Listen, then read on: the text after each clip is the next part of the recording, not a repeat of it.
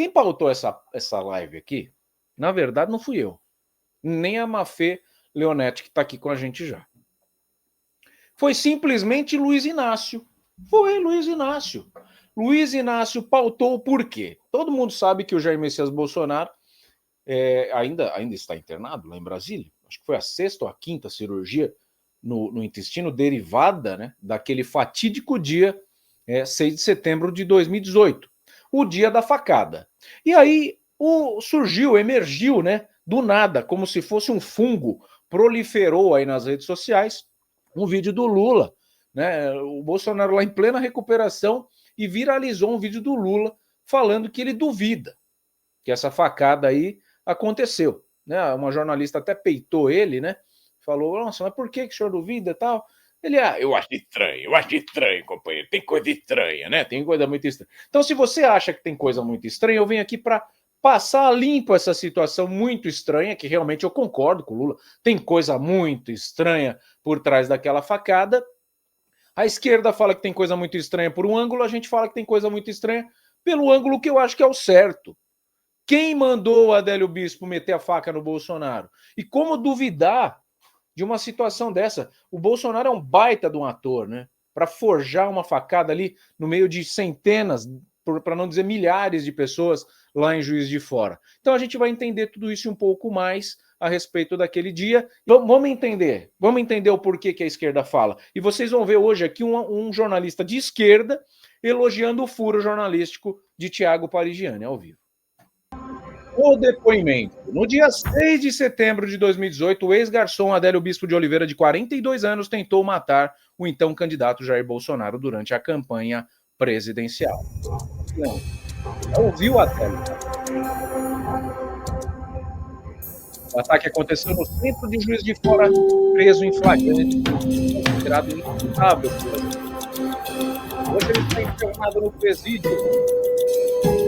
2 anos depois, o crime ainda é motivo de polêmica e envolto alguns mistérios. Ao esfaquear o presidente Adélio, teria agido sozinho ou amando de alguém? A polícia garante que foi uma ação isolada. Veja, revela os principais trechos do depoimento político ao diretor do presidente das suas autoridades encarregadas da investigação. As cenas inéditas revelam como uma mente perturbada, guiada por uma imaginária conspiração, mudou de alguma maneira a história a respeito. A premeditação do crime. O senhor pensou em atentar contra a vida do presidente, agora eleito presidente, quando? 2 dias, 3 dias antes, quando eu vi a notícia. Resolveu aquele outdoor, você tirou foto? Vi o outdoor, os jornais, na internet. O outdoor, porque eu estava passando por ele. Foi depois, o outdoor eu só vi depois. Não sei se foi depois que eu vi pelo jornal, primeiro eu vi pelo jornal. Depois que andando pela cidade toda. O outdoor é ali. Aí só resolveu. Eu resolvi fotografar o outdoor. E pensou em cometer o crime? Não, eu já estava com isso na cabeça. Desde quando? Desde que eu vi o jornal. Vi o jornal, Mas essa ideia surgiu em Juiz de Fora.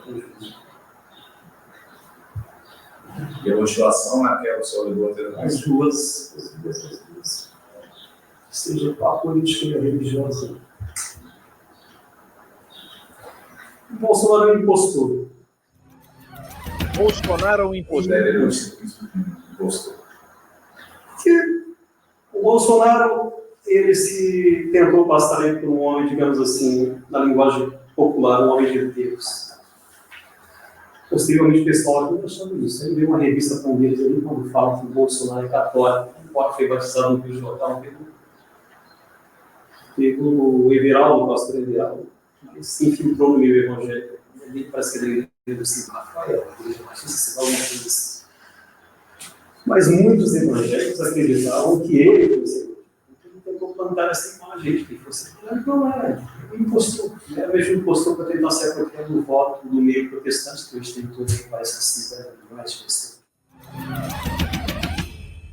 Esse de Juiz de Fora. Ah, não estava em Florianópolis. Florianópolis, você chegou a comentar com ninguém? Não, eu coloquei isso, né? Bem, então você tinha pensado nisso. Não. E eu não tinha pensado. Como ele disse, eu até fiquei surpreso. Eu tinha política. Quando ele diz ele, disse, eu até fiquei surpreso, ele atribui o mando do crime nessa entrevista aqui, não é a entrevista, é o depoimento dele oficial, ele atribui a Deus. E ele vai contar quem era o alvo antes do Bolsonaro. Presta atenção. Eu tinha interesse, por exemplo, dar uma mesa no Michel Temer. Ele queria matar o Michel Temer. Eu tinha interesse. Você se arrepende hoje do seu Não, o Rodrigo dizer que eu me arrependo do fato, não me arrependo. O advogado pergunta para ele assim, você se arrepende hoje do que você fez? Ele, não. Ele mia falando não. Doutor Rodrigo, dizer que me arrependo, de fato, não me arrependo. Ele vai falar agora, quer ver? Tem algumas postagens suas, na época, ele mostrava um certo desconforto com o candidato Bolsonaro. Não sei se você afirma que foi você que postou esse vídeo. Nessa época você não tinha essa ideia de tentar contar a vida dele? Não. Digamos assim, teve uma vez em que duas vezes em que eu postei em relação à questão de... Uma das vezes quando ele ameaça o MST. Onde ele está com um vídeo, ele mostra uma pistola, um fuzil, diz que se ele, no primeiro momento, o cidadão vai ter uma pistola, daquela ali. E um cara que vai ter, o produtor rural, vai ter um fuzil daquele. Né? Ele diz, cartão de visita de invasão de terras, é isso aqui. Então, aquele vídeo ali eu posto, ainda falo, ainda sugiro literalmente que o MST tem condição de fazer uma vaquinha para mandar a pistoleira e mandar atrás do Bolsonaro como naquele. Entendeu? Mas nesse momento você já tinha realizado a morte? Eu vi eles chegando, tinha uma multidão. Para quem não entendeu aqui, ele comenta que o Bolsonaro diz que uma arma que ele vai dar em caso de ganhar as eleições aos fazendeiros, uma arma anti-invasão, é um fuzil. Ele mostra o fuzil, e aí o Adélio sugeriu ao MST, que é o Movimento Sem Terra, muita gente confunde o MST com o MTST, né, que não é o do Boulos é o MTST, e o MST é o do Sem Terra, né, o do Boulos é o Movimento dos Trabalhadores Sem Teto, né, MTST. Então é diferente isso. Então ele era defensor do MST, ele assume aqui e ficou preocupado quando o Bolsonaro prometeu, né, armar os proprietários contra os invasores, e por isso ele falou, o MST pode fazer uma vaquinha e contratar um pistoleiro. Então tudo começou ali, foi o gatilho inicial. Talvez alguém viu essa postagem, ou muito provavelmente, e falou, esse aqui é um cara certo para contratar para esse tipo de crime. É o que sugere quando você vê um cidadão postando esse tipo de situação. Ali na porta da Câmara Municipal. Aí começaram a gritar, mito, mito, ele subiu em cima do carro. Aí eu ouvi umas vozes gritando, lixo, lixo. Aí eu olhei para trás, tinha um pequeno grupo de pessoas, né, moças, gritando lixo, enquanto os apoiadores dele gritavam mito, ou tinha o pessoal gritando lixo. E próximo, bem atrás de mim, tinha um policial militar fardado. Eu falei, pô, eu vou tomar uma rajada na nuca. Então, já esperava isso, tomar uma na nuca aqui.